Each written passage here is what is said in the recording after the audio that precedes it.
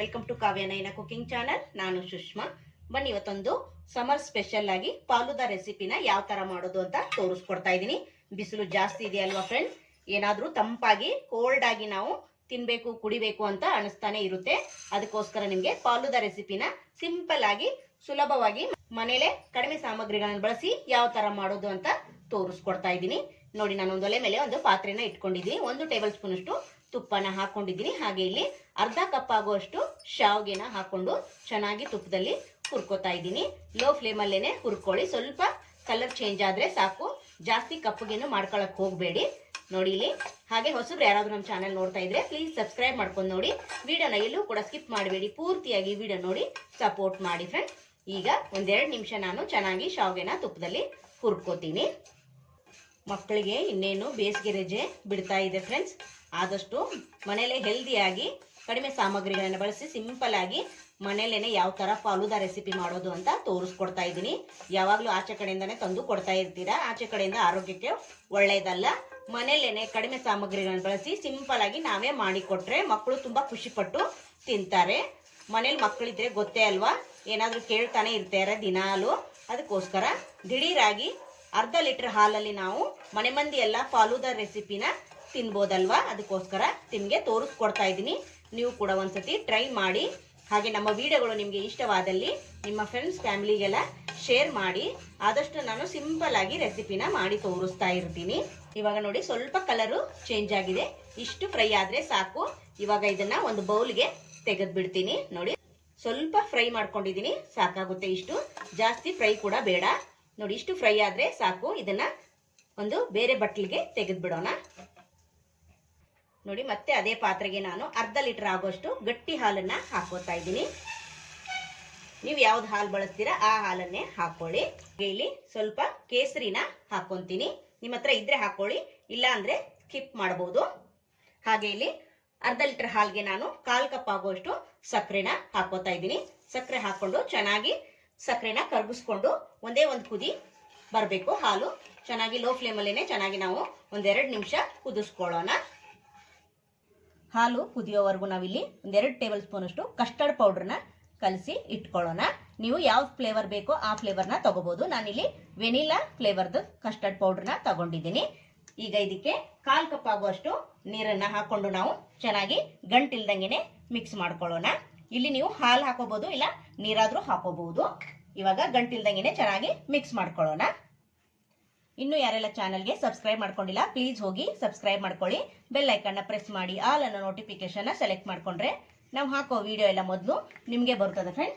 ಆಗ ಎಲ್ರಿಗಿಂತ ಮುಂಚೆ ನೀವೇ ನೋಡ್ಬೋದು. ನೋಡಿ, ಇವಾಗ ಚೆನ್ನಾಗಿ ನಾನು ಕಸ್ಟರ್ಡ್ ಪೌಡರ್ನ ಕಲಸಿ ಇಟ್ಕೊಂಡಿದ್ದೀನಿ. ಇವಾಗ ಇದನ್ನ ಸೈಡಲ್ಲಿ ಎತ್ತಿಟ್ಕೊಳ್ಳೋಣ. ನೋಡಿ, ಹಾಲು ಕೂಡ ಕುದಿ ಬರ್ತಾ ಇದೆ. ಇವಾಗ ಚೆನ್ನಾಗಿ ಮಿಕ್ಸ್ ಮಾಡಿಕೊಂಡು 5 ನಿಮಿಷ ಕುದಿಸ್ಕೊಳ್ಳೋಣ. ನೋಡಿ, ಲೋ ಫ್ಲೇಮಲ್ಲೇನೆ 5 ನಿಮಿಷ ಹಾಲನ್ನ ಕುದಿಸ್ಕೊಳ್ಳಿ, ಸಾಕಾಗುತ್ತೆ. ನೋಡಿ, ಹಾಲು ಕೂಡ ಚೆನ್ನಾಗಿ ಕುದೀತಾ ಇದೆ. 5 ನಿಮಿಷ ಕುದಿಸ್ಕೊಂಡಿದ್ದೀನಿ. ಇಷ್ಟು ಕುದ್ರೆ ಸಾಕಾಗುತ್ತೆ. ಇವಾಗ ನಾನು ಕಸ್ಟರ್ಡ್ ಪೌಡರ್ನ ಕಲಸಿ ಇಟ್ಕೊಂಡಿದ್ನಲ್ಲ ಅದನ್ನ ಹಾಲ್ಗೆ ಹಾಕೊಳ್ಳೋಣ. ನೋಡಿ, ಒಂದು ಕೈಯಿಂದ ಮಿಕ್ಸ್ ಮಾಡ್ತಾ ಇರಿ, ಒಂದು ಕೈಯಿಂದ ನಿಧಾನಕ್ಕೆ ಹಾಕೊಳ್ಳಿ. ನೋಡಿ, ಚೆನ್ನಾಗಿ ಒಂದ್ಸತಿ ಮಿಕ್ಸ್ ಮಾಡ್ಕೊಳ್ಳಿ. ಕಸ್ಟರ್ಡ್ ಪೌಡರ್ ಹಾಕಿದ್ಮೇಲೆ ಕೈ ಬಿಡಬೇಡಿ, ನಿಧಾನಕ್ಕೆ ಮಿಕ್ಸ್ ಮಾಡ್ತಾನೆ ಇರಿ, ಇಲ್ಲ ಅಂದ್ರೆ ಗಟ್ಟಿಯಾಗಿ ತಳ ಅಂಟ್ಕೊಂಡ್ಬಿಡುತ್ತೆ. ಅದಕ್ಕೋಸ್ಕರ ನೋಡಿ, ಕಸ್ಟರ್ಡ್ ಪೌಡ್ರು ಹಾಕಿದ ತಕ್ಷಣ ಸ್ವಲ್ಪ ಗಟ್ಟಿ ಬಂತಲ್ವ ಹಾಲು. ಇವಾಗ 1-2 ನಿಮಿಷ ಕುದಿಲಿ. ಹಾಗೆ ಇದ್ರ ಜೊತೆಗೇನೆ ನಾನು ಶಾವ್ಗೆನ ಹುರಿದು ಇಟ್ಕೊಂಡಿದ್ನಲ್ಲ ಅದನ್ನು ಕೂಡ ಸೇರಿಸ್ಕೊಂತೀನಿ. ಚೆನ್ನಾಗಿ ಶಾವ್ಗೆನ ಇಲ್ಲಿ ಬೇಯಿಸ್ಕೋಬೇಕು ಹಾಲಲ್ಲಿ. 5 ನಿಮಿಷ ಬೇಯಿಸ್ಕೊಂಡ್ರೆ ಸಾಕು, ಜಾಸ್ತಿ ಕೂಡ ಬೇಯಿಸ್ಕೊಳ್ಳೋ ಅವಶ್ಯಕತೆ ಇಲ್ಲ.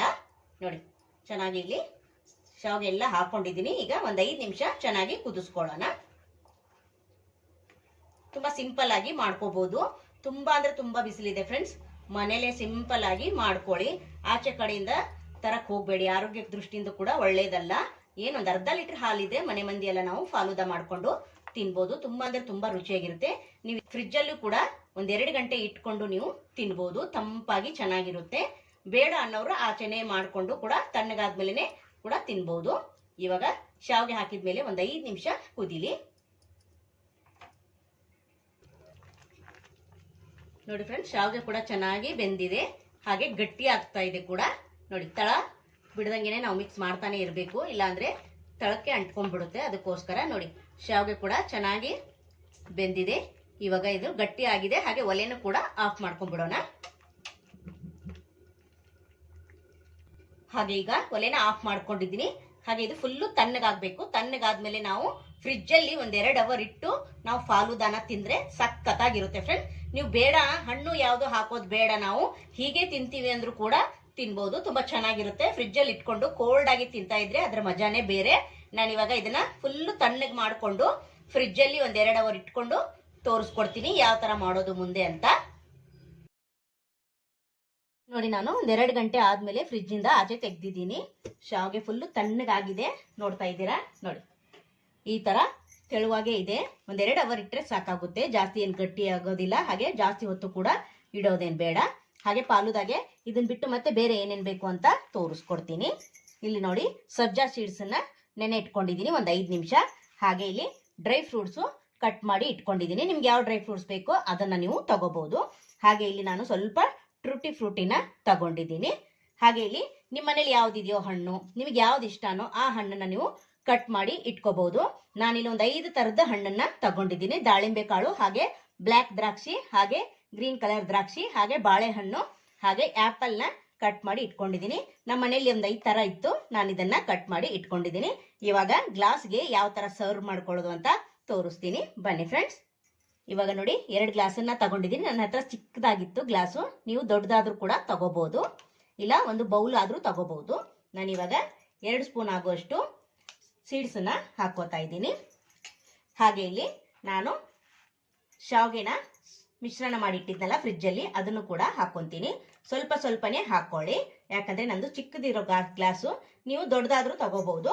ಹಾಗೆ ಇಲ್ಲಿ ಎಲ್ಲಾ ಡ್ರೈ ಫ್ರೂಟ್ಸ್ ನ 4 ಹಾಕೊಳ್ಳೋಣ. ನೀವು ದೊಡ್ಡ ಗ್ಲಾಸ್ ಆದ್ರೆ ಜಾಸ್ತಿ ಕೂಡ ಹಾಕೋಬಹುದು. ನೋಡಿ, ಎಲ್ಲಾ ತರ ಫ್ರೂಟ್ಸ್ ಅನ್ನ ಹಾಕೊಳ್ಳಿ.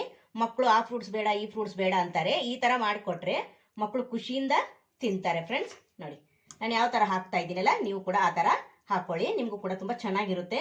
ಯಾವಾಗ್ಲೂ ಆಚೆ ಕಡೆಯಿಂದಾನೆ ತಂದು ತಿಂದಿರ್ತೀರಾ. ಸಿಂಪಲ್ ಆಗಿ ಮನೇಲೇ ಇರೋ ಸಾಮಗ್ರಿಗಳನ್ನ ಬಳಸಿ ಯಾವ ತರ ಮಾಡೋದು ಅಂತ ತೋರಿಸ್ಕೊಡ್ತಾ ಇದ್ದೀನಿ. ಹೊರಗಡೆ ಎಷ್ಟು ರೇಟ್ ಇರುತ್ತಲ್ವಾ ಫ್ರೆಂಡ್ಸ್, ಅದಕ್ಕೋಸ್ಕರ ಮನೇಲೆ ಯಾವ ತರ ಮಾಡೋದು ಫಾಲೂದಾ ಅಂತ ತೋರಿಸ್ಕೊಟ್ಟಿದ್ದೀನಿ. ನೋಡಿ, ಮತ್ತೆ ನಾನು ಶಾವಿಗೆನ ಹಾಕೋತಾ ಇದ್ದೀನಿ. ಹಾಗೆ ಇಲ್ಲಿ ಡ್ರೈ ಫ್ರೂಟ್ಸ್ ಸ್ವಲ್ಪ ಮೇಲೆ ಹಾಕೊಳ್ಳೋಣ. ನಿಮ್ಗೆ ಯಾವ್ದು ಬೇಕೋ ಅದನ್ನ ನೀವು ಹಾಕೊಳ್ಳಿ. ನೋಡಿ, ಈ ತರ ನಾನು ಬಾದಾಮಿ, ಗೋಡಂಬಿ, ದ್ರಾಕ್ಷಿ ಹಾಗೆ ಕಟ್ ಮಾಡಿ ಇಟ್ಕೊಂಡಿದ್ದೀನಿ. ಹಾಗೆ ಇಲ್ಲಿ ಟ್ರೂಟಿ ಫ್ರೂಟಿ ಕೂಡ ತಗೊಂಡಿದ್ದೀನಿ, ಅದನ್ನು ಕೂಡ ಹಾಕೊಳ್ಳೋಣ. ನೋಡಿ, ತುಂಬಾ ಚೆನ್ನಾಗಿರುತ್ತೆ. ಮನೆ ಈ ತರ ಮಾಡ್ಕೊಂಡು ಕುಡಿದ್ರೆ ತುಂಬಾ ಅಂದ್ರೆ ತುಂಬಾ ರುಚಿಯಾಗಿರುತ್ತೆ ಫ್ರೆಂಡ್ಸ್. ನನ್ನ ಹತ್ರ ಹೋಮ್ ಮೇಡ್ ಐಸ್ ಕ್ರೀಮ್ ಇತ್ತು, ಅದನ್ನ ನಾನು ಹಾಕೋತಾ ಇದ್ದೀನಿ. ನೋಡಿ, ಸೂಪರ್.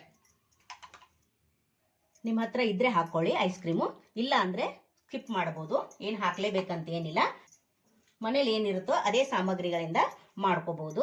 ನೋಡಿ, ಮೇಲೆ ಸ್ವಲ್ಪ ಗಾರ್ಲಿಷ್ಗೆ ಟ್ರೂಟಿ ಫ್ರೂಟಿನ ಇಡ್ತಾ ಇದ್ದೀನಿ. ನೋಡಿ, ಏನು ಇಲ್ಲ ಅಂದ್ರೂ ಚಿಂತೆ ಬೇಡ ಫ್ರೆಂಡ್ಸ್, ಹಣ್ಣುಗಳಿದ್ರೆ ಸಾಕು. ಹಣ್ಣು ಹಾಗೆ ಡ್ರೈ ಫ್ರೂಟ್ಸ್ ಇದ್ರೆ ಸಾಕಾಗುತ್ತೆ.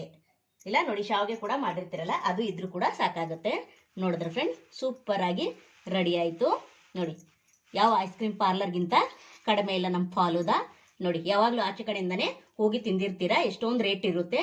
ಸಿಂಪಲ್ ಆಗಿ ಹಣ್ಣುಗಳೊಂದು ತಂದುಬಿಟ್ರೆ, ಮನೇಲಿ ಅರ್ಧ ಲೀಟರ್ ಹಾಲು ಒಂದು ಇದ್ರೆ ಬಿಟ್ರೆ ಮನೆ ಮಂದಿ ಎಲ್ಲ ನಾವು ಫಾಲೂದಾನ ಮಾಡ್ಕೊಂಡು ತಿನ್ಬೋದು. ಸೂಪರ್ ಆಗಿ ರೆಡಿ ಆಗಿದೆ ಫ್ರೆಂಡ್ಸ್. ಈ ವಿಡಿಯೋ ನಿಮಗೆ ಇಷ್ಟವಾದ್ರೆ ಪ್ಲೀಸ್ ಲೈಕ್ ಮಾಡಿ, ಶೇರ್ ಮಾಡಿ, ಕಮೆಂಟ್ ಮಾಡಿ, ಸಬ್ಸ್ಕ್ರೈಬ್ ಮಾಡ್ಕೊಳ್ಳಿ. ನಮ್ಮ ವಿಡಿಯೋ ನೋಡಿದ್ದಕ್ಕಾಗಿ ನಿಮ್ಮೆಲ್ಲರಿಗೂ ಧನ್ಯವಾದಗಳು. Thank you for watching. ನಮಸ್ಕಾರ ಫ್ರೆಂಡ್ಸ್.